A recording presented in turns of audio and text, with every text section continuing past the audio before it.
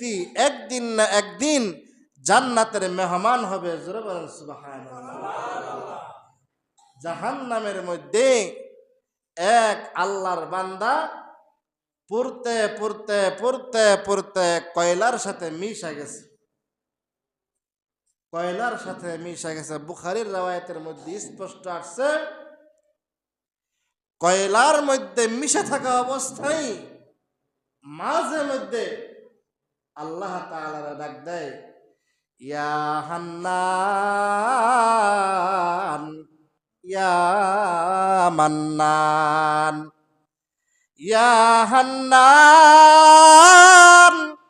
ইয়া মান্নান। আল্লাহর একটা নাম হলো হান্নান, আল্লাহর আর একটা নাম হলো মান্নান।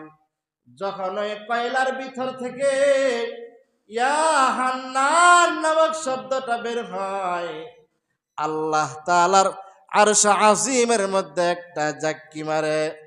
ইয়া মান্নান বলে ডাক দিলে আল্লাহ রব্বুল আলামিনের আরশ আজিমের দুলনাটা দুলতে থাকে। কেমন জানি সারা দুনিয়া জগৎ এই আলোটা, এই শব্দটা যাইতেছে, সারা দুনিয়াটা আরশ আজিমের নিচে। আরশ আজিমে যে চেহারা আছে, কুরসি আছে, এই চেহারাটা কেমন জানি ইয়া হান্নান ইয়া মান্নান বলা মাত্র ধুলতাছে। জোরে বলেন সুবহানাল্লাহ। ফেরেশতারা আল্লাহ তাআলা পাঠাইছে, এই ফেরেশতা যা তো সেখানে গিয়ে দেখতে কি অবস্থা।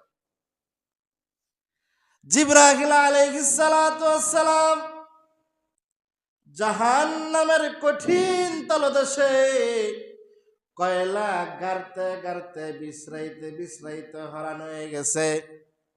কেমন জিবরাইল, হাদিসের মধ্যে আসছে জিবরাইল আলাইহিস সালাতু ওয়াস সালামের পা মুবারক হলো জমিনে, মাথা হলো আসমানে। জোরে বলেন আল্লাহু আকবার। অন্যত্র হাদিসের মধ্যে আসছে সারা দুনিয়ার সমস্ত কুল কায়নাতের নদীর পানিগুলা যদি জিবরাইল আলাইহিস সালাতু ওয়াস সালামের মাথার মধ্যে ডাইলা দেওয়া হয়, এক ফোঁটা পানিও গইরাইয়া কান পর্যন্ত